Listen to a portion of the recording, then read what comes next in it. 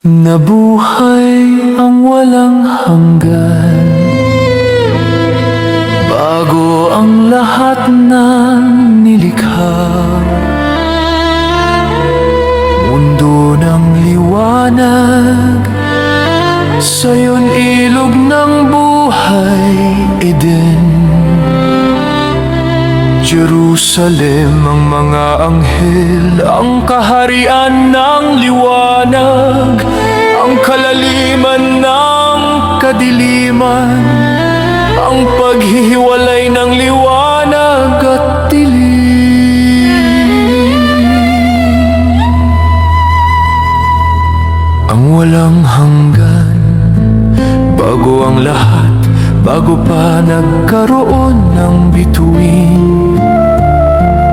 Upang magnining, bago pa nagkaroon ng mga anghel upang umawit.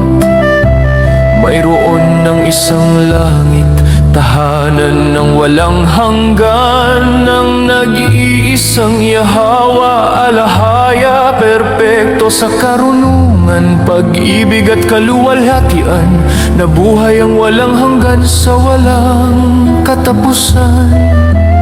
Bago pa niya isakatuparan ang kanyang dakilang pangarap, ang paglikha ng sansinukob, ang kanyang dakilang ideya. Lahat ng nilalang sa sangnilikha, mula atomo hanggang galaksya, ay inibig at inisip ng may ganap na pag-aruga. Mahilig sa musika, inihanay niya ang sansinukob na maging isang malaking orkestra ng katarungan at kapayapaan. Para sa bawat nilalang, siya'y umawit ng isang awit ng pag-ibig na walang hanggan. Ang mundo ng liwanag, masaya ang walang hanggan. Malapit nang matupad ang kanyang pangarap ng may kadakilaan. Sinimulan niya ang paglikha, unay ang hinulma ang isang mundo ng liwanag. At doon ay isang bundok na magliliwanag magpakailanman, ang trono ng sansinukob,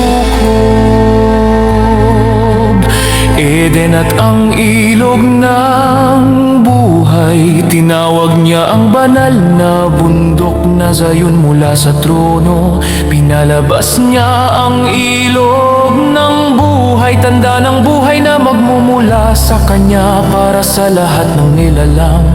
Sa paligid nito nilikha niya ang paraisong tinawag na Eden, na umaabot ng daan-daang kilometro sa palibot ng bundok. Sa timog ng Eden itinayo niyang maigi ang mga mansyon para sa mga anghel, ang mga ministro ng kaharian ng liwanag.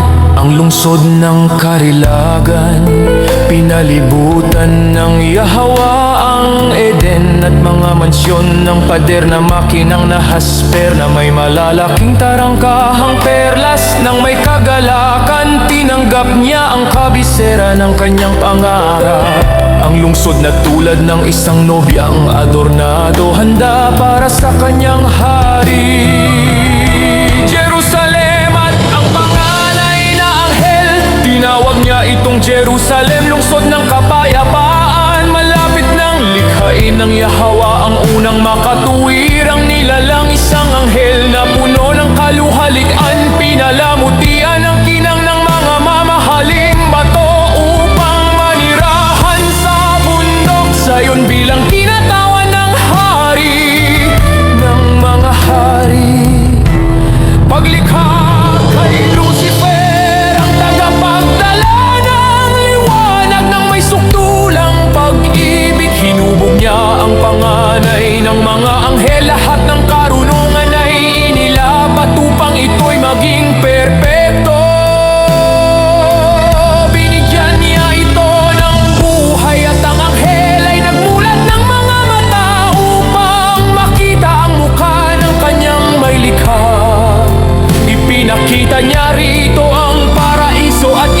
Salaysay ang kanyang mga planong magsisimula ng matupad. Ang unang awit ng papuri, dinala siya sa kanyang tahanan. Malapit sa trono nagpasalamat siya, at sa masiglang tinig ay umawit ng unang awit ng papuri. Mula sa Zion na silayan ng anghel ang Jerusalem sa karilagan. Ang ilog ng buhay na parang avenida na dumadaloy sa gitna ng Eden, at sa mga mansyon ng mga anghel ang batas ng kaharianan. Binalot siya ng Yahweh ng balabal ng liwanag, at itinuro ang mga prinsipyong maghahari sa sansinukob. Ang moral na batas ay nakasentro sa dalawang utos: ibigin ang Yahweh higit sa lahat at ang iba gaya ng sarili. Ang bawat nilalang ay sisigla ng buhay at liwanag upang maghari ang pagkakasundo at kapayapaan.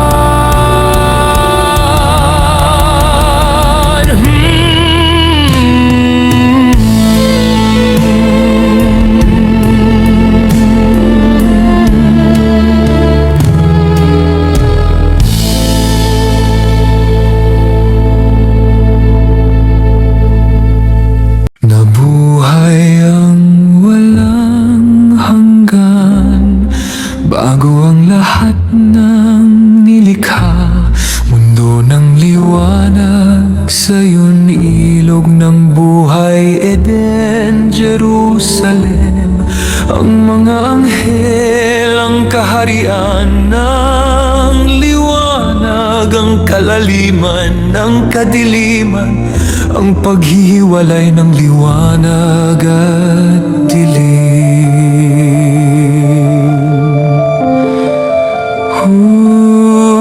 Yahweh, amang Yahweh, sa kaharian ng Yahweh. Ang kanyang mga batas ay hindi pinapataw ng may pamimilit.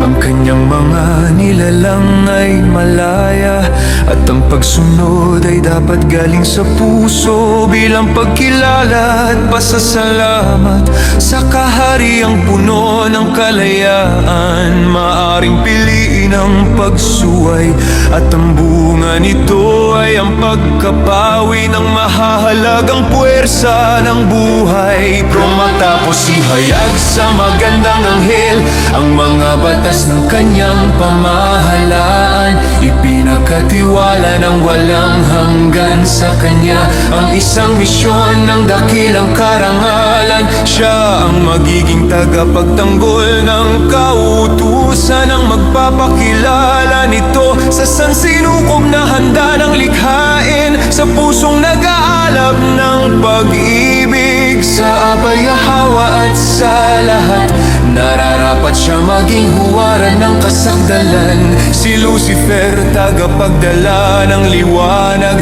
prinsipe ng mga anghel. Nagpatira pa siya sa harap ng hari, nagpapasalamat, nanunumpa ng walang hanggang katapatan, at ipinagpatuloy ng walang hanggan ang kanyang dakilang paglikha.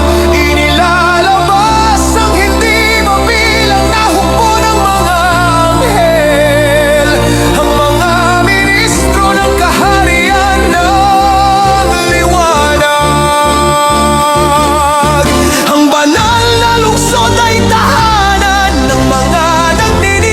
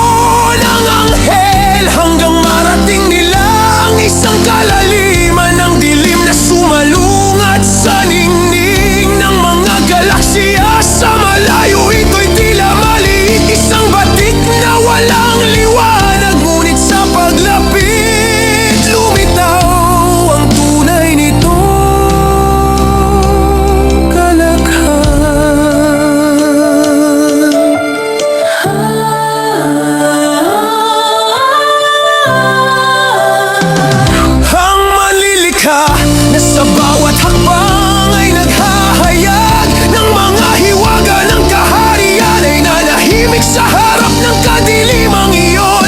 Tila itinatago ang isang lihim para sa kanyang sarili. Ang kalalimang iyon ang magiging pagsubok ng katapatan, pagharap sa mga hukbo, maringal na wika ng walang hanggan. Ang lahat ng kayamanan ng liwanag ay bukas sa iyong kaalaman, maliban sa mga lihim na itinago ng kadiliman. Malaya kang maglingkod o hindi sa pag-ibig sa liwanag, ikaw may uknay sa pinagmumula ng buhay.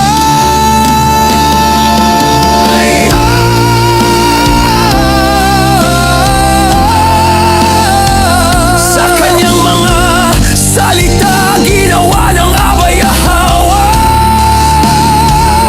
ang paghihiwalay ng liwanag at dilim, kabutihan at kasamaan. Malaya na ang sansinukob na pumili ng sariling kapalaran.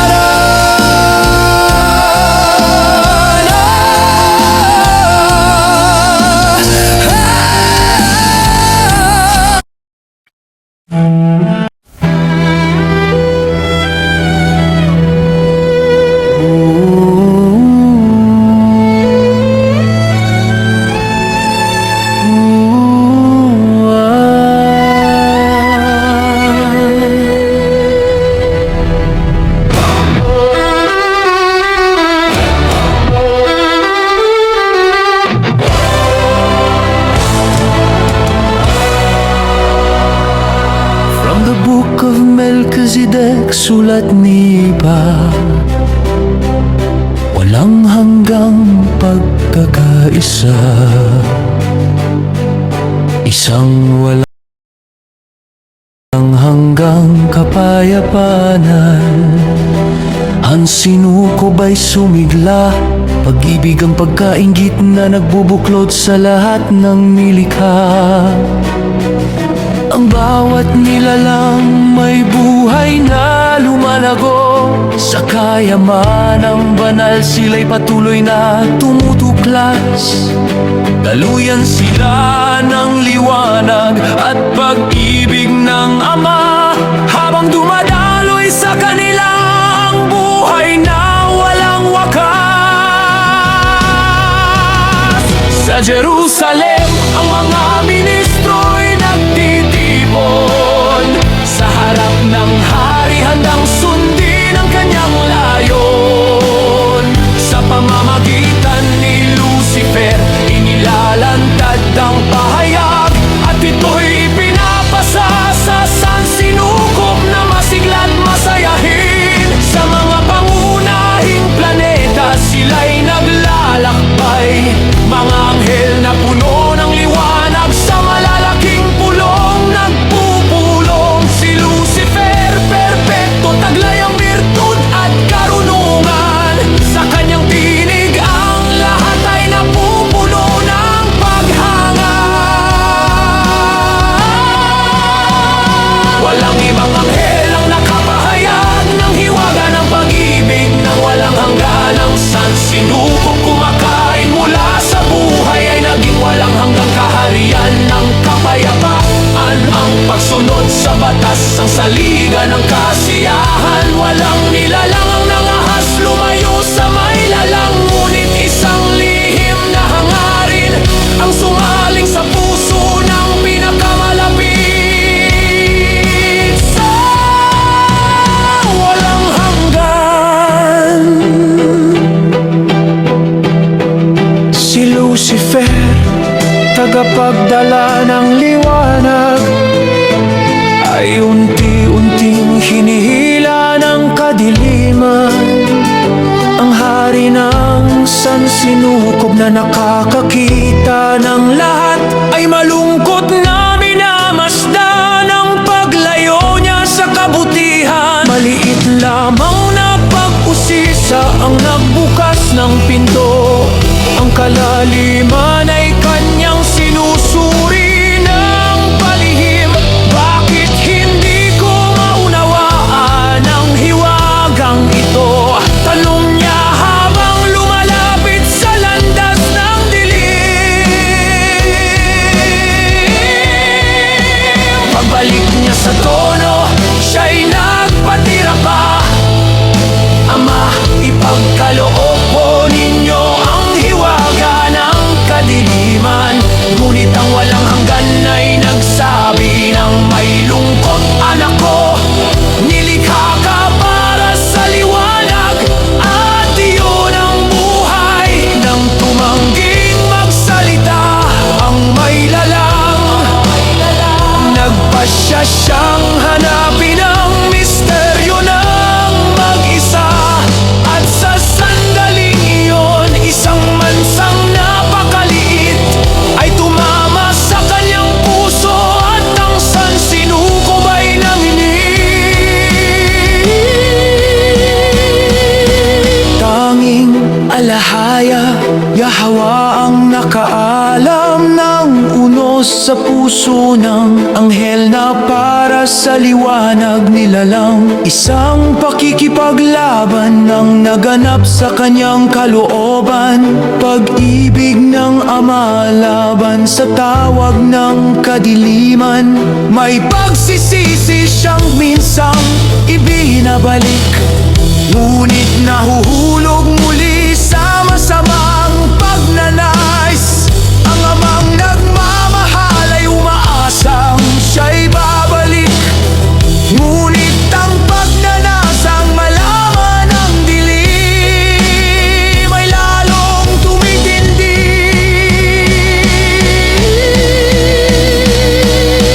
Bago likhain ang sansinuko, inihanda na ng Ama ang panganib ng kalayaang ibinigay sa mga nilalang. Ayaw yang maghari sa mga robot na walang puso, kundi sa mga anak na sumusunod dahil sa pag-ibig.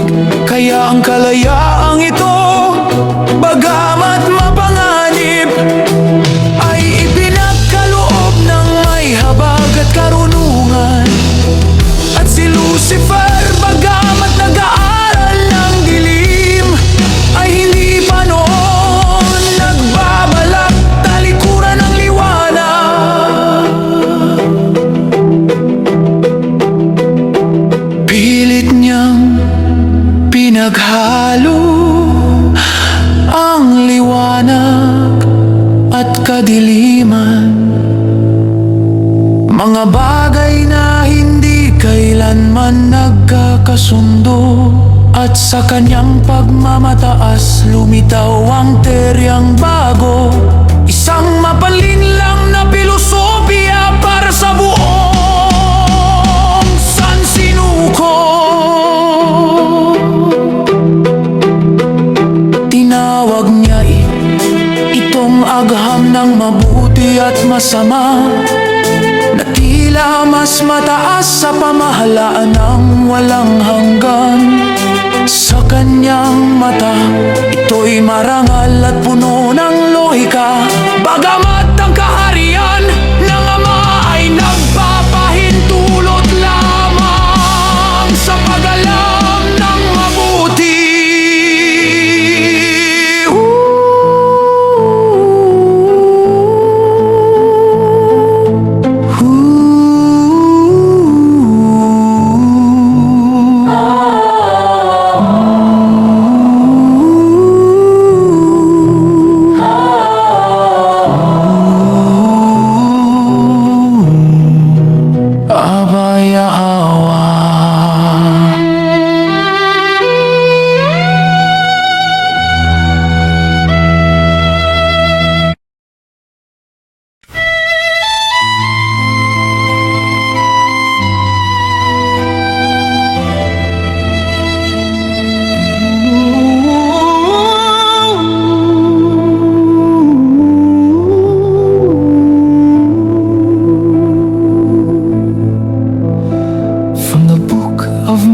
Melchizedek, sulat ni Abraham, o isang walang hanggang pagkakaisa, isang walang hanggang kapayapaan, isang walang hanggang kapayapaan.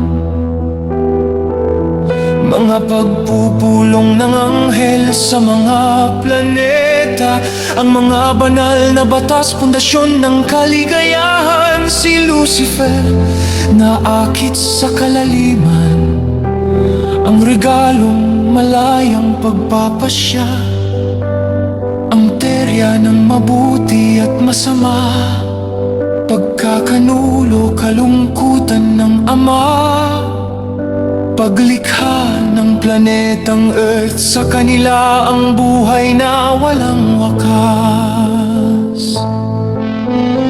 Sa Jerusalem, ang mga ministro'y nagtitipon sa harap ng hari, handang sundin ang kanyang layon. Sa pamamagitan ni Lucifer, inilalantad ang pahayag, at ito'y pinapasa sa sansinukob na masigla't masayahin. Sa mga pangunahing planeta sila'y naglalakbay, mga anghel na puno ng liwanag, sa malalaking pulong nagpupulong. Si Lucifer, perpekto, taglay ang birtud at karunungan, sa kanyang tinig ang lahat ay napupuno ng paghanga.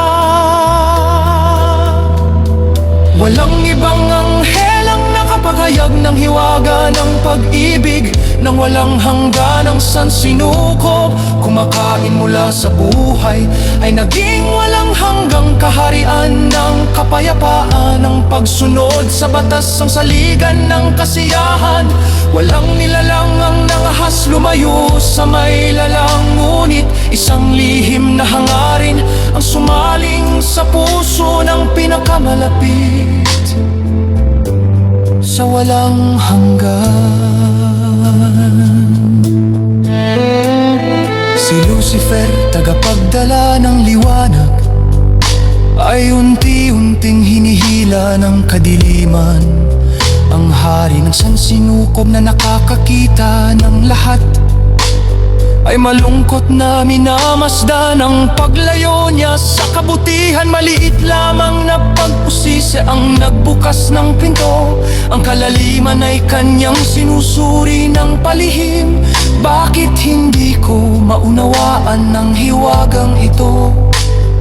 Tanong niya habang lumalapit sa landas ng dilim. Pagbalik niya sa trono, siya'y nagpatira pa. Ama, ipagkaloob po ninyo ang hiwaga ng kadiliman. Ngunit ang walang hanggan ay nagsabi ng may lungkot, anak ko, nilikha ka para sa liwanag, at iyon ang buhay.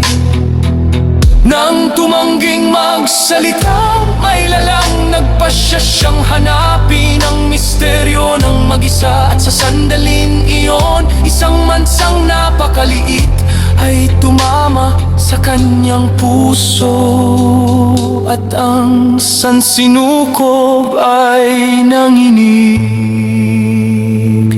Tanging alahaya Yahweh ang nakaalam ng unos sa puso ng anghel na para sa liwanag nilalang.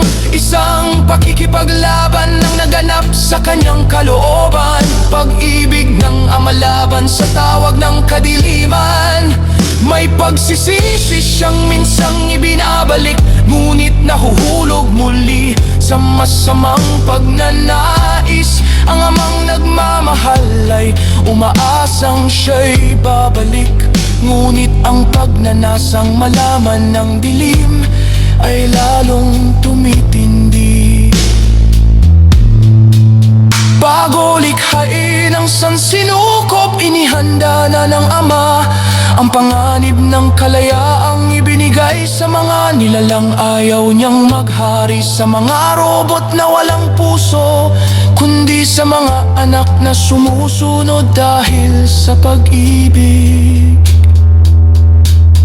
Kaya ang kalayaang ito, bagamat mapanganib, ay pinagkaloob ng may habag at karunungan. At si Lucifer, bagamat nag-aaral ng dilim, ay hindi pa nagbabalak talikuran ng liwanag.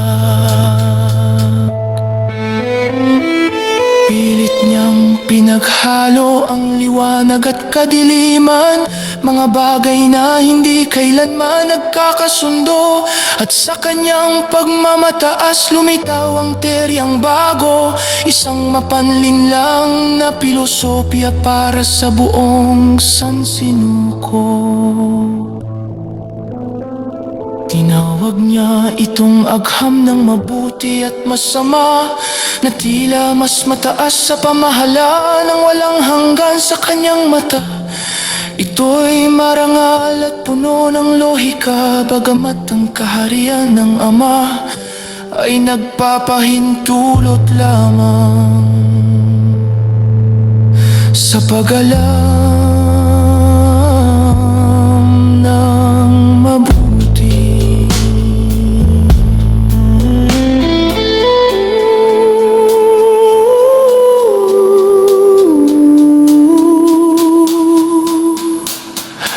Habaya hawa.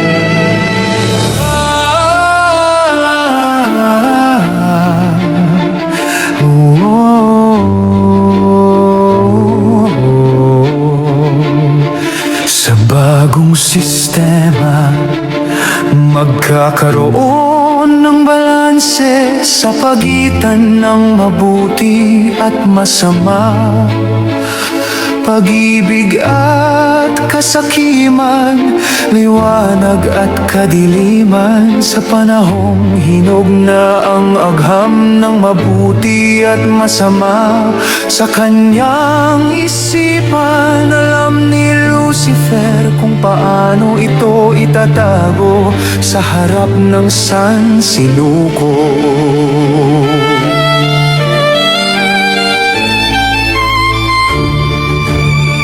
Nagpatuloy siya sa posisyon ng karangalan, taglay ang tungkulin ng tagapagdala ng liwanag. Ngunit sa likod ng kanyang ngiti, ang puso niya'y hindi na masaya. Sa paglilingkod sa walang hanggan, ang banal na hari tahimik na naghahanap, tahimik na nagdurusa sa pamamagitan ng kanyang mga paghahayag ng pag-ibig ay inihahanda ang mga makatwirang nilalang para sa napakalaking pagsubok na paparating. Alam niyang marami ang makikinig sa tukso at tatalikod. Ang gabi ng pagsubok ay magpapatingkad sa tunay na tapat, yaong naglilingkod, hindi dahil sa interes kundi dahil sa pag-ibig. At nang malapit na ang oras ng handa ng ipagkanulo ni Lucifer ang sansinuko, bang walang hanggan na hindi tumigil sa paghahayag ng mga kayamanan ng kanyang karunungan, ay nanatiling tahimik, nagmumuni-muni.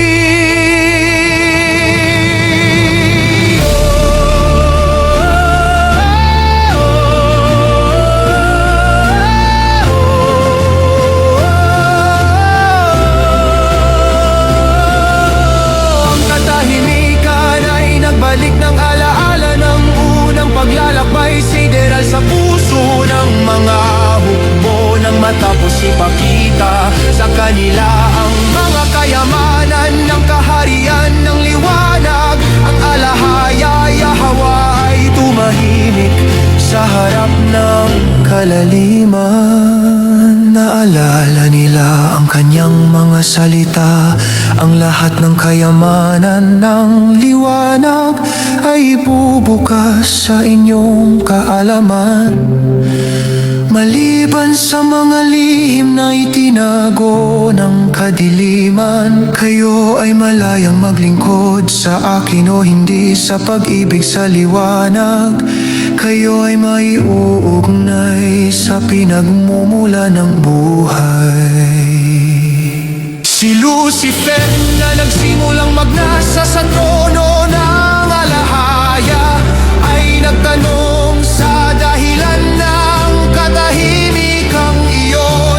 At ang manlilikha habang tinitingnan siya ng may walang hanggang kalungkutan ay nagsabi, dumating na ang oras ng kadiliman.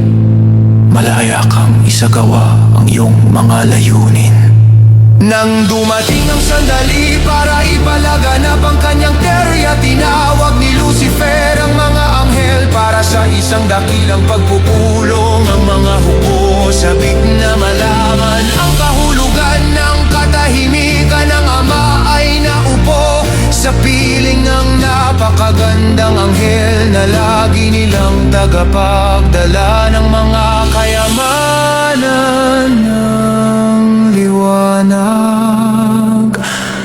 Sinimulan ni Lucifer ang kanyang pagsasalita sa pagpaparangal gaya ng dati sa pamahalaan ng walang hanggan. Sa malawak na pagbabalik tanaw, ipinaalala niya sa kanila ang mga dakilang paghahayag na nagpayaman sa kanila sa buong walang hanggang panahon.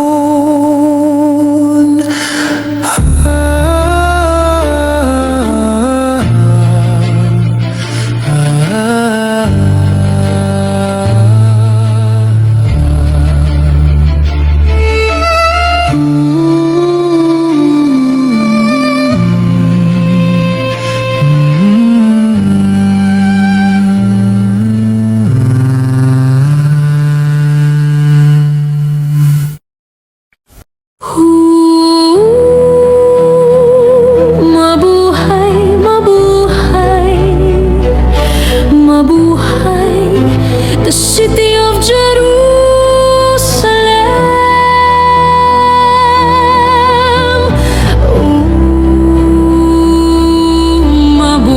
Mabuhay. The city of Jerusalem.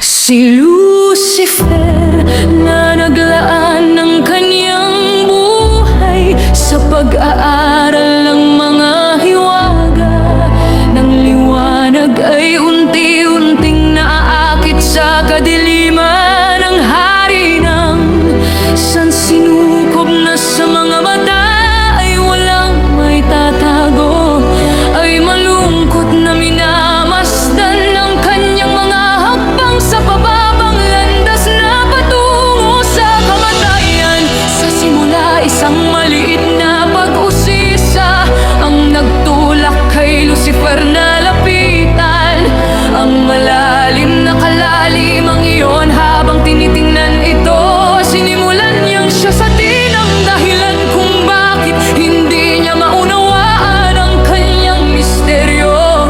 Pagbalik sa kanyang lugar ng karangalan, sa tabi ng trono siya ay nagpatira pa sa harap ng banal na hari na nagmamakaawa. Ama, ipagkaloob ninyo po sa akin ang mga lihim ng kadiliman, tulad ng inyong paghahayag ng liwanag sa akin, sa kahilingan ng magandang anghel, ang walang hanggan sa isang tinig na puno ng kalungkutan ay nagsabi, Anak ko, ikaw ay nilikha para sa liwanag na siyang buhay. Nang kumbinsido na hindi ihahayag ng manlilikha ang mga kayamanan ng kadiliman, nagpasya si Lucifer na unawain ang palaisipan ng mag-isa. Inisip niyang siya ay karapat-dapat para dito sa malungkot na pasyang ito. Ang prinsipe ng mga anghel ay nagpahintulot na magkaroon ng isang mansanang kasalanan sa kanyang puso na maaaring magdulot ng malalim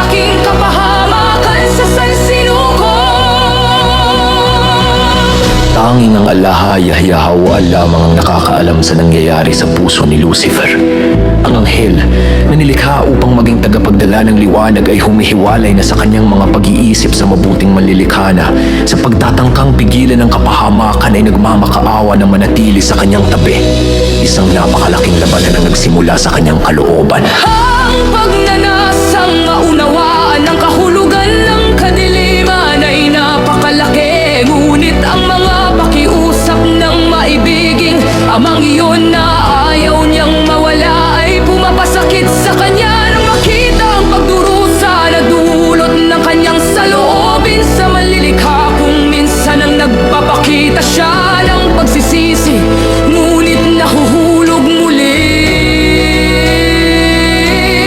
Bago likhahin ang sansinukob, inihanda na ng alahaya, Yahweh ang posibilidad ng isang paghihimagsik. Ang panganib ng paggawad ng kalayaan sa mga nilalang ay napakalaki. Ngunit kung wala ang regalong ito, ang buhay ay walang kabuluhan.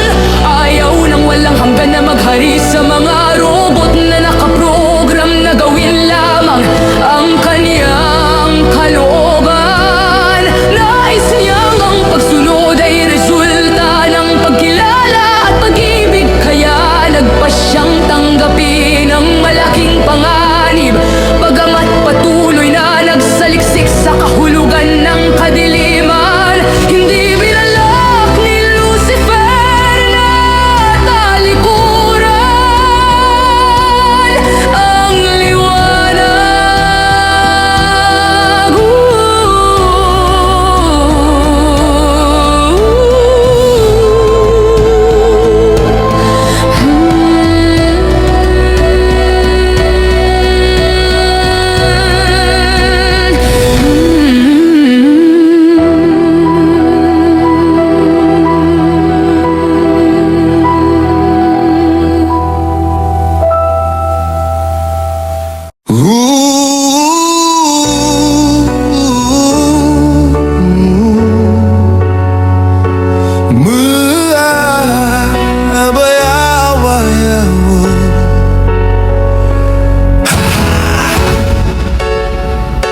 Yo!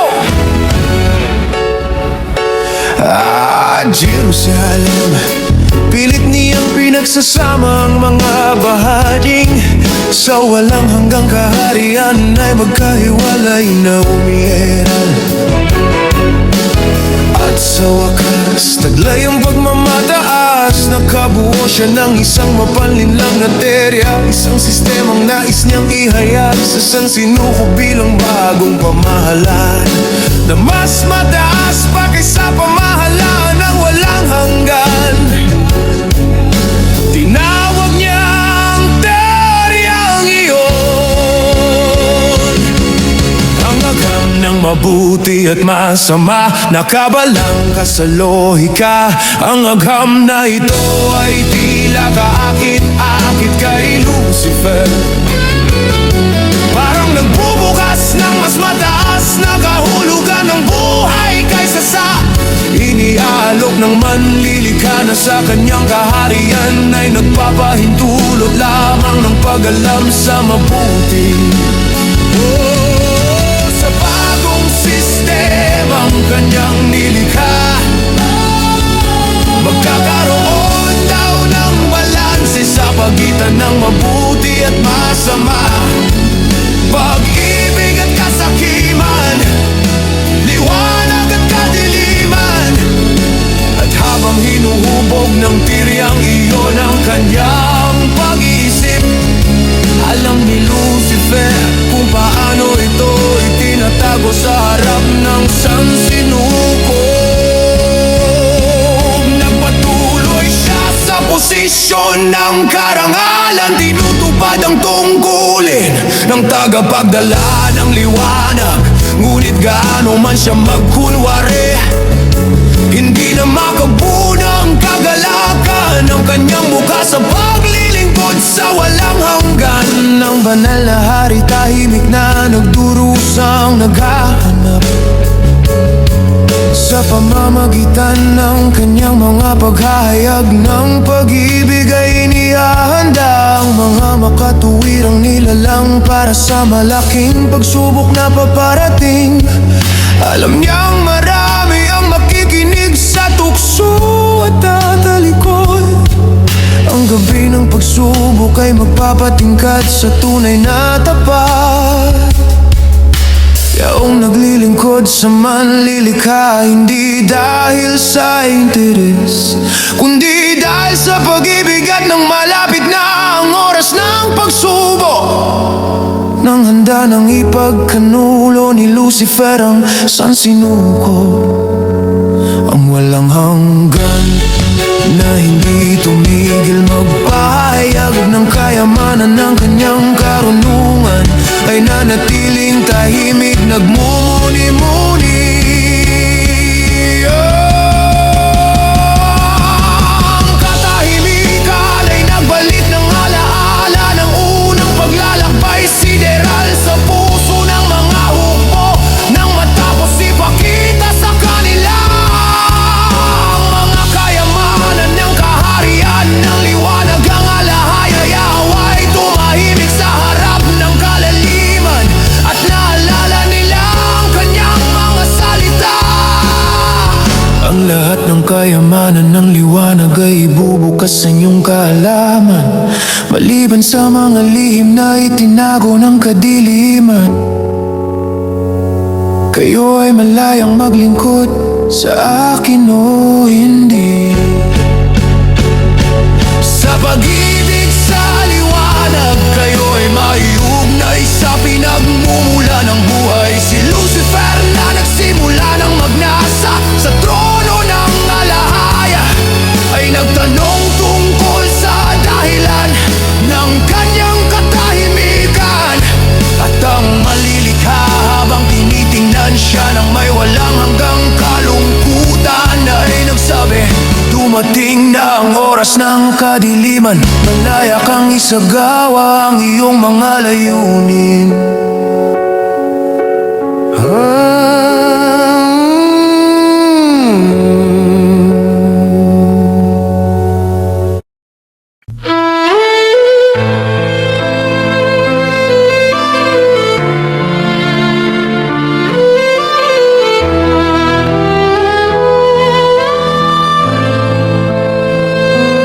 Ang mundo, alam ang pangalan mo,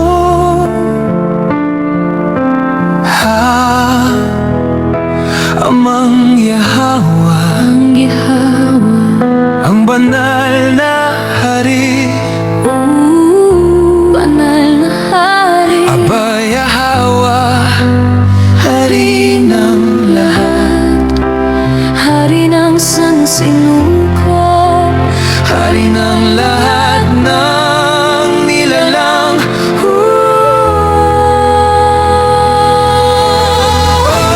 Alahayan ang buong langit at lupa. hari ka ng lahat, la la la.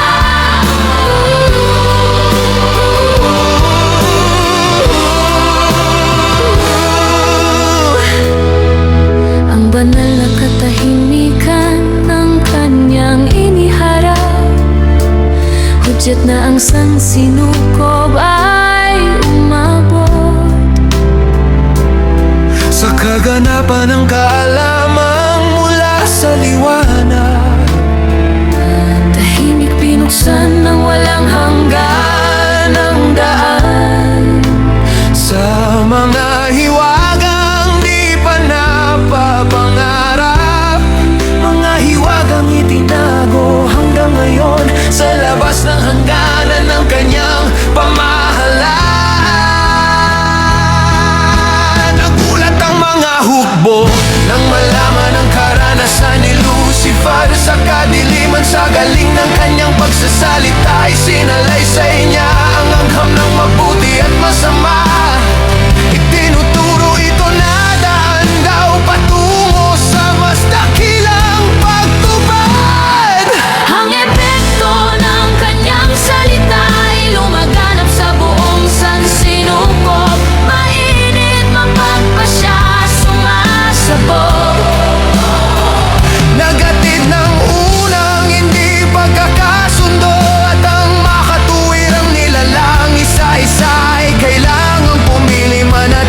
iba sa kaalaman ng liwanag. Na sinasabi niyang mayroon ang hangganan, o sumubok sa agham ng mabuti at masama, na ipinangangalanda kanyang bagong daan. Nagtalo ang mga anghel at ang buong sansinukob ay sinubok. Tila akitin ng marami ng teryang ipinangaral ni Lucifer. Ngunit unti-unti ang mga unang nauto ay nagising sa kanyang ilusyon, at buong puso silang nagbalik sa kaharian ng liwanag. Sa dulo ng mahabang hidwaan, isang katlo ng mga bituin sa langit ay sumama kay Lucifer. Ngunit ang nalabi, bagamat nabigla, ay nanatili sa tabi ng walang hanggan. Ipinahayag ni Lucifer ang agham ng mabuti at masama bilang bagong sistema ng pamahalaan. Ngunit paano ito maisasagawa kung ang walang hanggan ay naghahari sa sayop? Kailangan nilang alisin siya roon, at ang konsehong rebelde ay nagtipon upang pag-usapan iyon. Nagpasya sila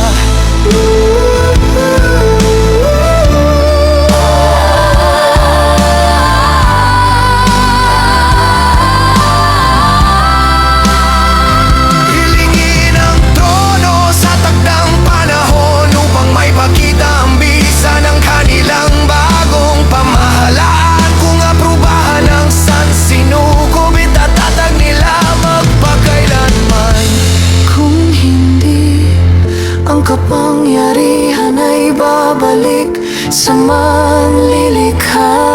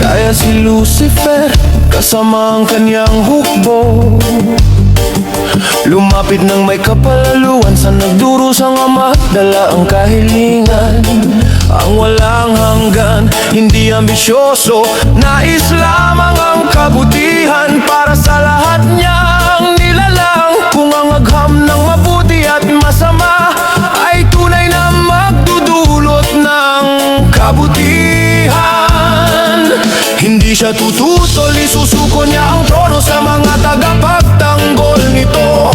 Ngunit alam niyang ang landas na iyon ay hahantong sa kalungkutan at kamatayan. Hinimok ng pag-ibig, hindi pinansin ng manlilikha ang kahilingan ng mga rebelde na umalis ng may galit at pag-aalab ng tanggihan ng trono. Inakusahan ni na Lucifer at ng kanyang hukbo ang banal na hari.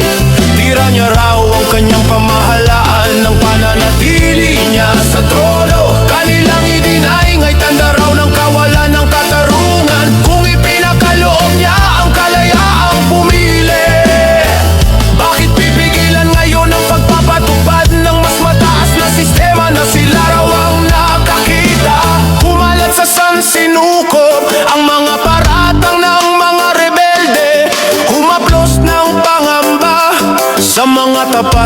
anak ng liwanag. Hindi nila alam kung paano lalaban ang pipinang sakit at pagkalito. Naghintay sila ng sandaling ang bagong paghahayag ng malilikha ay magdadala ng liwanag sa hiwaga ng malaking hidwaan hanggang sa umabot sa rurok ang kalapastanganan at sa isang nakakagulat na kilos tumayo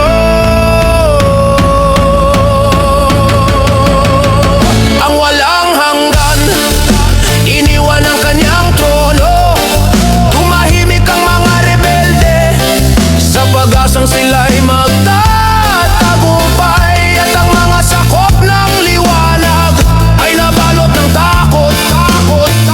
Isusuko ba niya ang kapangyarihan sa sangnilikha? Ayon sa lohika ng mga aral ni Lucifer, yun lamang daw ang natitirang daan sa paghihintay ng sansinukop. Sinundan nila ang bawat hakbang ng lahaya, yahawa sa dakilang kapakumbabaan. Hinubad ng malilikha ang kanyang korona at damit panghari, inilapag sa puting trono.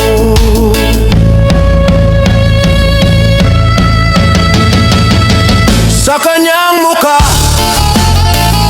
walang galit, walang puot, kundi walang hanggang pag-ibig at malalim na kalungkutan. At sa kanyang kapangyarihan ipinahayag ang sandaling mapagpasya. Ang bawat nilalang ay dapat pumili, liwanag o kadiliman.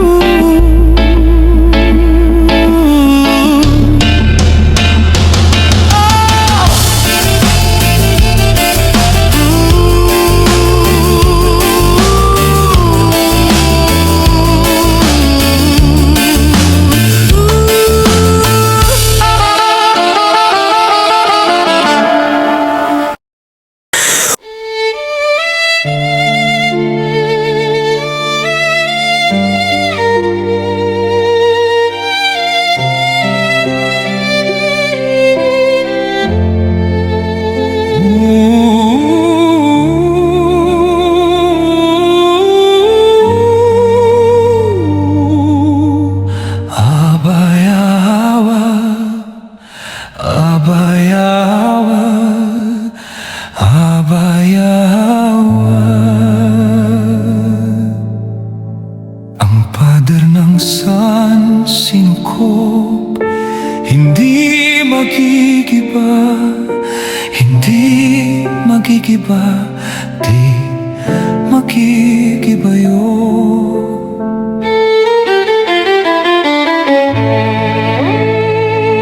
Sa isang malawak na paghahayag, dinalaan niya ang kahihinatnan ng pagkalas sa pinagmumulan ng buhay. May tingin ng lambing ang manlilikha habang tinititigan ang kanyang mga anak. Isang tingin ng kapakumbabaan, puno ng pag-ibig, nagmamakaawa na manatili sila sa kaniyang tabi. Hindi mabilang na mga nilalang na antik sa kanyang mapagmahal na tingin ang tumugon. Samantalang ang isang karamihan ay nanatiling nakayuko.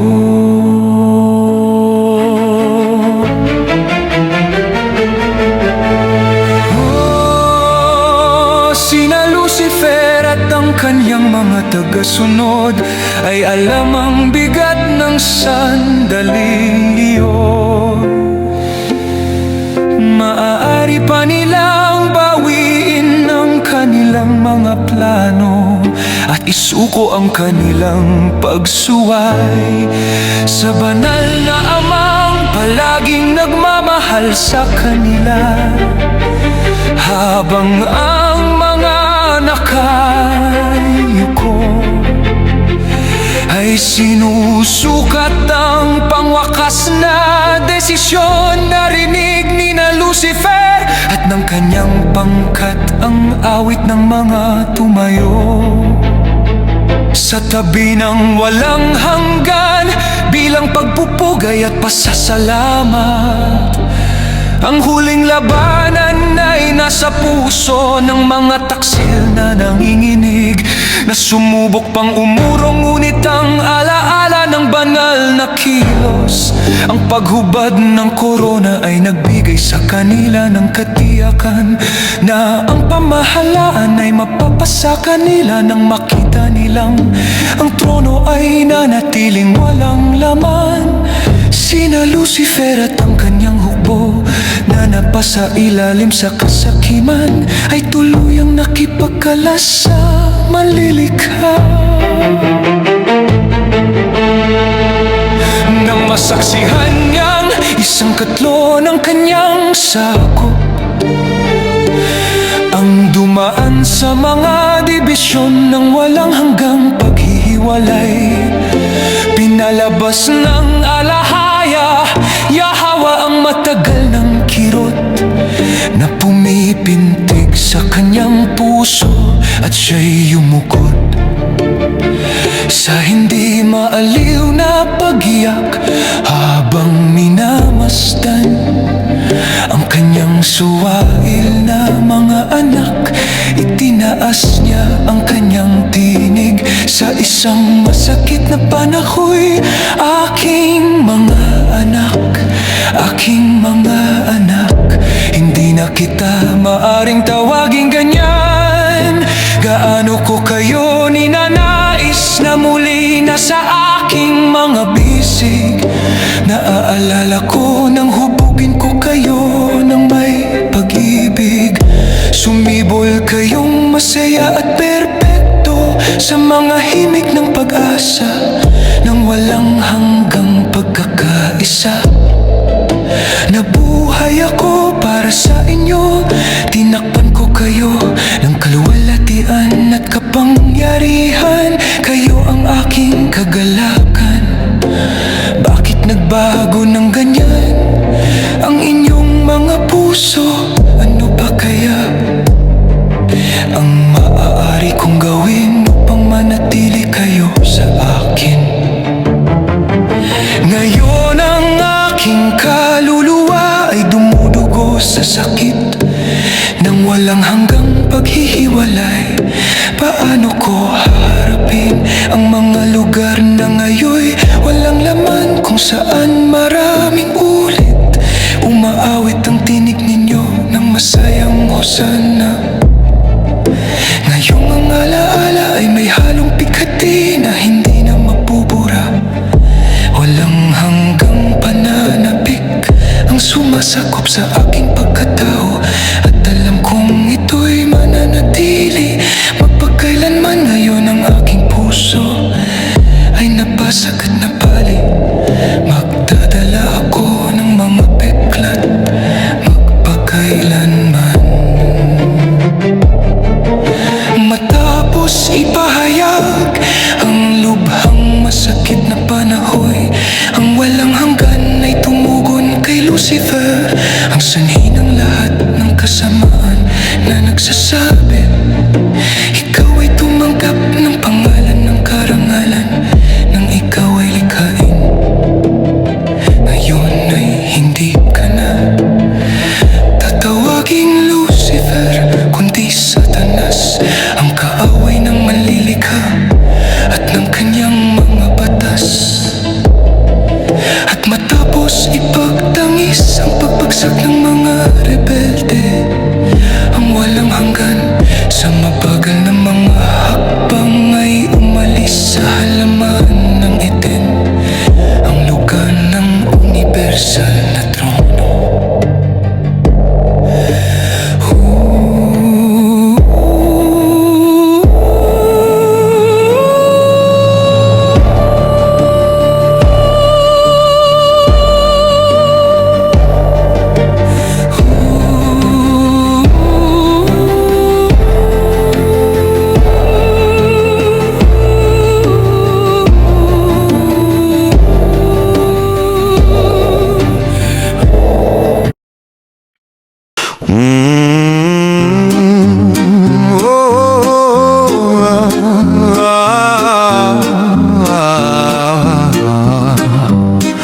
Abayahawa, my father, the father of all creation, may alahaya, ibigin kita, oh Abayahawa.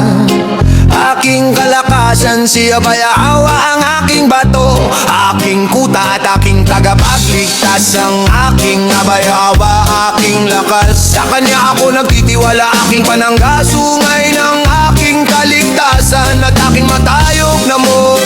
Tatawagan ko si Abayahawa, karapat dapat siya purihin, kaya ako ay maliligtas mula sa aking mga kaaway. Pinalibutan ako ng dalungkutan ng impyerno, ang mga bitag ng kamatayan ay humarap sa akin. Sa aking paghihirap tumawag ako kay Abayahawa at humiyaw ako sa aking alahaya. Narinig niya ang aking tinig mula sa kaniyang templo, ang aking daing ay dumating sa kanya hanggang sa kanyang pandinig. Yumanig ng inig ang lupa, umuga ang mga patibayan ng mga bundok, sapagkat siya ay nag-alab sa galit. Umangat ang usok mula sa kanyang butas ng ilong, at apoy mula sa kanyang bibig na umubog. Mga baga ang nagniningas dahil dito iniyuko niya ang langit at bumaba. Kadiliman ang nasa ilalim ng kanyang mga paa, sumakay siya sa isang kerubin at lumipad. Oo, lumipad siya sa mga pakpak ng hangin. Ginawa niyang kadiliman ang kanyang lihim na dakong tirahan. Ang kaniyang kubol ay napalibutan ng madidilim na tubig at maiitim na ulap sa kalangitan. Sa kanyang kaningningan ng makakapal na ulap ay umuurong, may mga graniso at mga baga na po'y nag-ingay. Si Abayahawa sa kalangitan at ang kataas-taasan ay nagbigay ng tinig. Graniso at mga baga na po'y kanyang pinalipad ng mga palaso at pinangalat ang mga kaaway. Kanyang pinalabas ang kidlat at sila'y nilito. Lumitaw ang mga ilog at nahayag ang mga patibayan ng sanlibutan sa iyong saway, o Abayahawa. Sa ihip ng hininga ng iyong mga butas ng ilong, mula sa itaas isinugo niya. Kinuha niya ako, iniyahon niya ako mula sa maraming tubig. Inilitas niya ako mula sa aking malakas na kaaway, sa mga napupuod sa akin, sapagkat sila'y higit na makapangyarihan kaysa akin. Hinarap nila ako sa araw ng aking kapahamakan, ngunit si Abayahawa ang naging sandigan ko. Dinala niya ako sa isang maluwang na dako, iniligtas niya ako sapagkat nalugod siya sa akin. Abayahawa ay ginantihan ako ayon sa aking katuwiran, ayon sa malinis na kamay ko'y kanyang ibinalik sa akin, sapagkat iningatan ko ang mga daan ng alahaya at hindi ako tumalikod ng masama sa aking Abayahawa.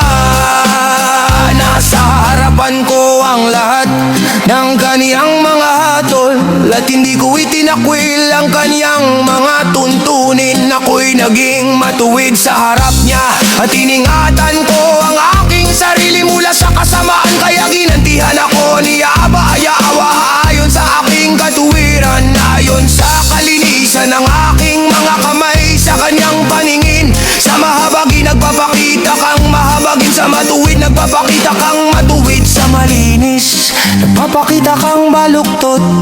Inililitas mo ang mga napipikhating, ngunit ibinababa mo ang mapang mataas. Iyong pinaninining ang aking ilawan, ang aking alahaya, nagbibigay liwanag sa aking kadiliman, sa iyo ay tatakbo ako sa hanay ng kaaway. Sa aking alahaya ay lulukso ako sa ibabaw ng pader. Tungkol kay alahaya, ang kanyang daan ay sakdal. Ang salita ni Abayawa ay sinubok at napatunayang totoo. Siya ay panangga sa lahat ng nagtitiwala sa kanya. Sino ang alahaya kundi si Abayawa? Sino ang bato maliban sa ating alahaya?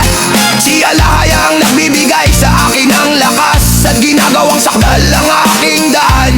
Ginawa niyang parang sa usa ang aking mga paa at inilagay ako sa matataas na dako. Tinuruan niya ang aking mga kamay na makipagdigma. Maging pananang bakal ay napuputol ng aking mga bisig. Ibinigay mo sa akin ang kalasag ng kaligtasan. Ang iyong kanang kamay ang nagtataguyod sa akin, at ang iyong kabutihan ang gumawa sa akin na dakila. Pinalawak mo ang aking mga hakbang, kaya hindi nadulas ang aking mga paa. Hinabol ko ang aking mga kaway at akin nangabutan sila. Hindi ako umaliktang bang sila inaukos sa aking silaktang sila upang dingding na silang nakatayong salay ng buwal sa kilalilang aking mga paas. Magdakitan mo ako na langas para sa nakala ng iyong pinasubo. Mga pahol labal sa akin, ibinigay mo sa akin lang mga takok ng aking mga paalay upang mawasak ko ang mga napupuot sa akin. Sila'y tumakak, muling walang aklitas. Kahit ay Abayawa, ulit hindi niya sila sinakot. Ginawa ko silang parang anak kong makinakamay na manin. Ikinakta polvo sila na parang kumisalansangan. Iniligtas mo ako mula sa patidang makalo ng mga kao.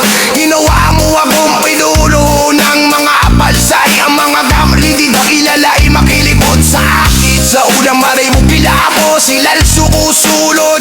Ang mga magagaibang lupa ay mapapasabo sa akin.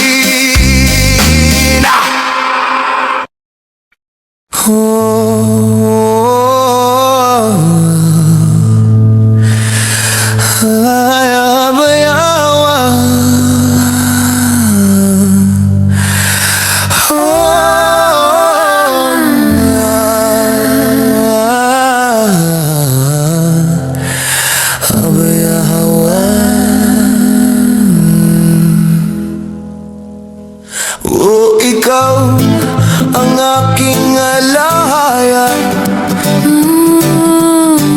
Abayawa.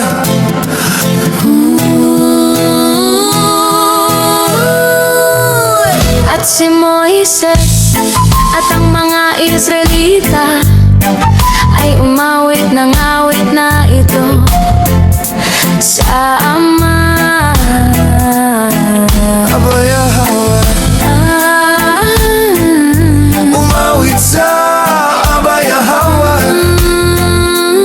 Oh, ikaw na mataas na pinapupurihan. Awit ako kay Abayawa, sapagkat siya'y lubhang dakila. Ang kabayo at ang sakay nito kanyang inihagis sa dagat. Si Abayawa, ang aking lakas at aking pagtatanggol. Siya ang naging aking kaligtasan. Siya ang aking alahaya, purihin ko siya, dakilay ng kanyang pangalan. Sa Abayawa ay mandirigma. Abayawa ang kanyang pangalan. Ang mga karo at hugbo ni Paraon kanyang inihagis sa dagat. Ang pinagkamahuhusay na opisyal ni Paraon ay nalunod sa pulang dagat. Binalot sila ng malalim na tubig. Lumubog silang tulad ng bato. Ang iyong kanang kamay, Abayawa, lubhang makapangyarihan. Ang iyong kanang kamay, Abayawa, inawasak ang mga kaaway. Sa kadakil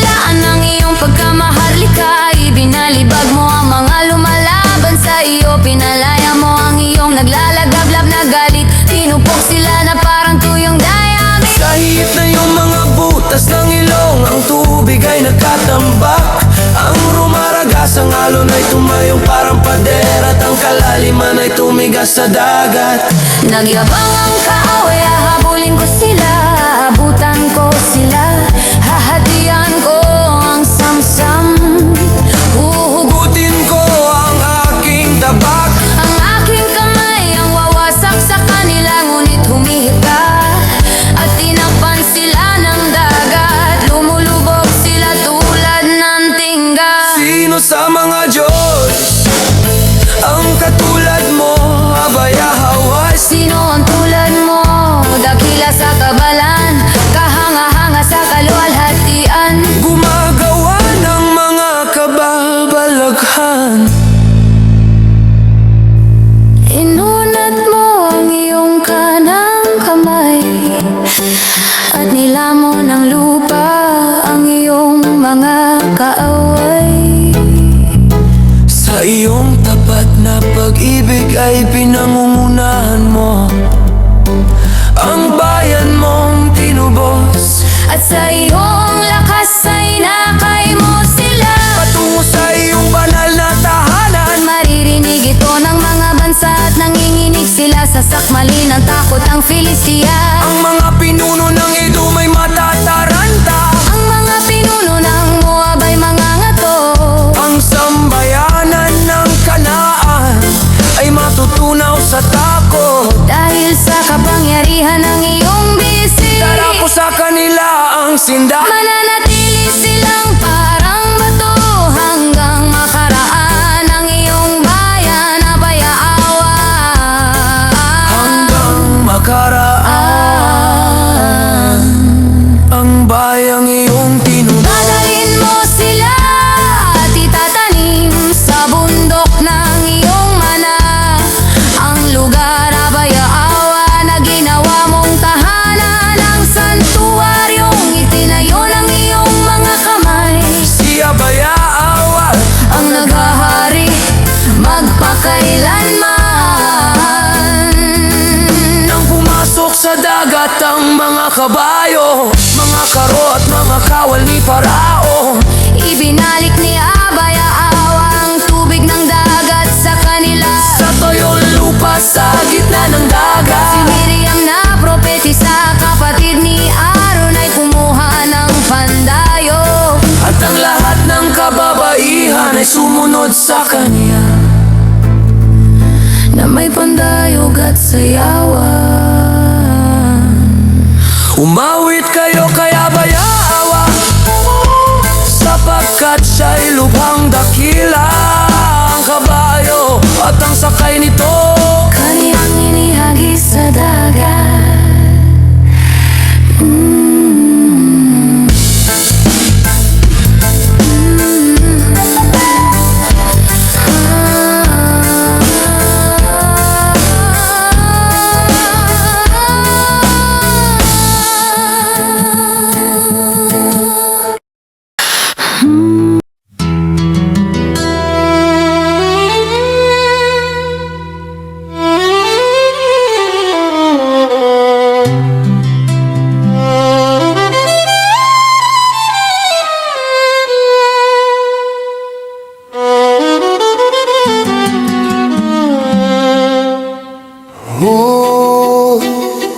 hamaan namin amang yawa haning nalaya. Hindi na nila ito isipin o alalahanin, ni kakailanganin pa. Di na sila gagawa ng bago pang kaban. Sa araw na iyon tatawagin ang Jerusalem na luklukan ni Abaya Hawa.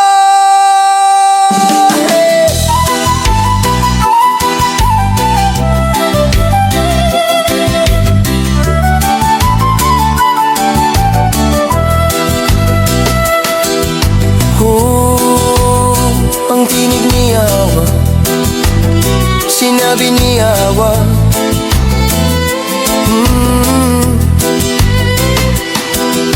kapag ang isang babae ay pinalayas at hiniwalayan ng kanyang asawa, at siya'y nag-asawa ng ibang lalaki, hindi na siya dapat tanggapin ng unang asawa. Ang ganito'y nagpaparumi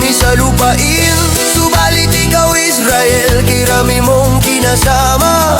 At ngayon'y ibig mo pang magbalik sa akin. Tumingin ka sa tuktok ng mga burol. May lugar barong hindi mo dinungisan ng iyong kahalayan.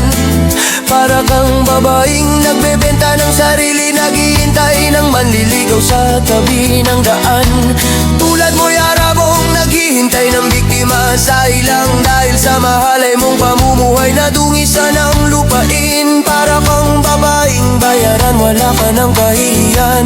Dahil dito pinigil ko ang ulan, hindi pumatak kahit sa panahon ng taksibol. At ngayon'y sinasabi mo na ako raw ang iyong ama, na umiibig sa iyo mula pa sa pagkabata. At hindi magtatagal ang galit ko sa iyo, sapagkat ito'y pansamantala lamang. Iyan ang sinasabi mo, Israel, ngunit ang ginagawa mo ay pawang kasamaan. Panawagan sa pagsisisi. Noong panahon ni Haring Josias, sinabi sa akin ni Aba Yahwa, nakita mo ba ang ginawa ng taksil na Israel? Umaakyat siya sa bawat burol at nakikipagtalik sa lilim ng mayayabong na punong kahoy. Akala ko'y babalik siya sa akin pagkatapos ng lahat ng ito. Ngunit hindi, at nakita pa ito ng kapatid niyang taksil, si Judah. Judah, ang kapatid na taksil, nakita rin ng Judah nang pinalayas ko ang Israel dahil sa pagtataksil at kahalayan. Ngunit hindi man lamang natakot ang taksil na Judah, naging masama rin siyang babae. Hindi niya ito ikinahiya, bagkus dinungisan niya ang lupain sa pamamagitan ng pangangalo niya at pagsamba sa bato at punong kahoy. At pagkatapos ng lahat ng ito, nagkunwari siyang bumabalik sa akin. Ngunit hindi yun taos sa puso, sabi ni Aba Yahwa. Ang Israel man ay tumalikod, hindi siya kasinsama ng taksil na Judah. Panawagan ng ama, pumunta ka sa hilaga at sabihin mo sa Israel, manumbalik ka, taksil na Israel, hindi na kita kagagalitan, sapagkat ako'y mahabagin, hindi panghabang buhay ang galit ko sa iyo. Aminin mo lamang na nagkasala ka at naghimagsik laban kay Aba Yahwa, ang iyong alaha. Sabihin mong sa ilalim ng bawat punong kahoy ay nakiapit ka sa mga huwad na Diyos at hindi ka sumunod sa aking mga utos.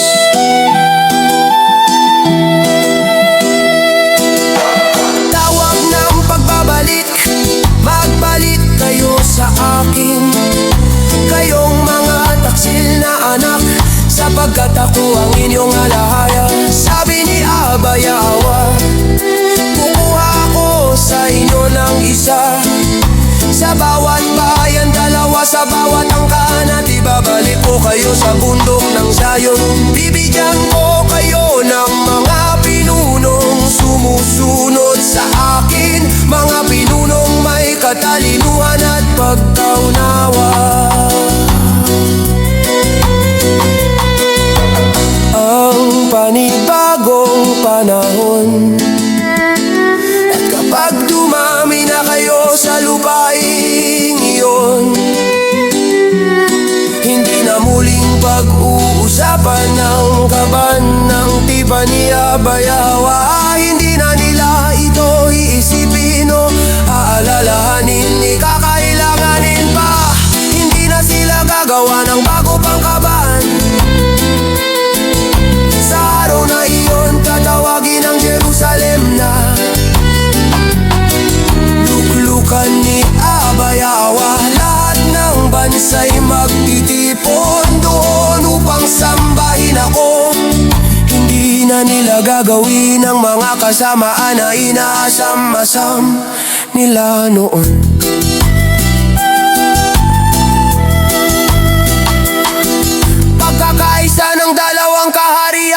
magkakaisa ang Israel at Juda. Magkasama silang babalik mula sa hilaga at maninirahan sa lupaing ibinigay ko sa inyong mga magulang upang maging inyo magpakailanman.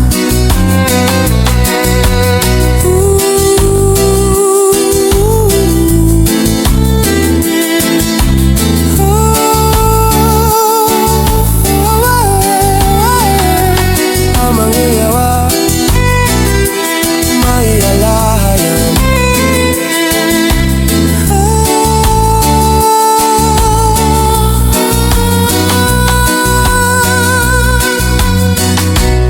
Amaya.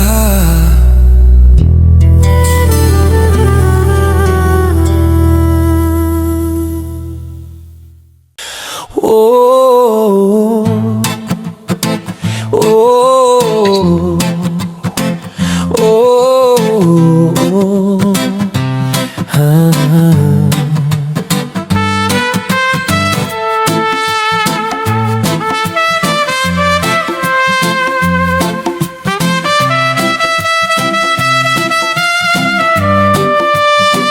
sa darating na araw, awit ang bayan ng Israel. Para kay Abaya Hawa, pupurihin ka namin. Nagalit ka sa amin noon, ngunit ngayon tumalikod na ang iyong puot at dinala mo sa amin ng kaaliwan. Oh, Abaya Hawa, ikaw ang aming tagapagligtas. Magtitiwala kami sa'yo, Abaya, kaya't hindi na kami matatakot. Abaya Hawa, ikaw ang nagbibigay sa amin ng lakas. Ikaw ang nag-iingat sa amin. Oh, Abaya Hawa, iniligtas mo kami.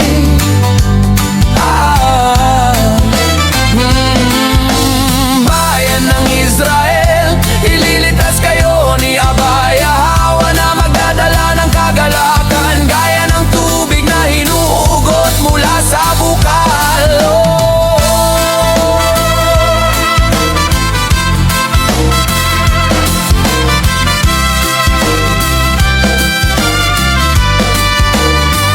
Sa darating na araw, awit ang bayan ng Israel. Magbigay papuri kay Abaya Hawa, ipakilala ang kanyang pangalan. Sabihin sa mga bansang ginawa ni Abaya Hawa, ipahayag kung gaano siya kadakila at kahanga-hanga.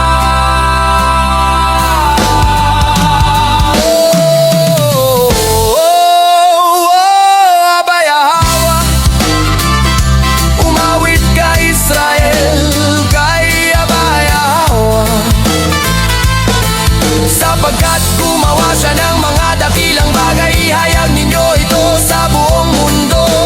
Ang mga tao ng Zion sumigaw ng malakas, umawit sa kagalakan. Ang banal ng Israel ay nasa kalagitnaan ninyo at dakila si Abaya Hawa.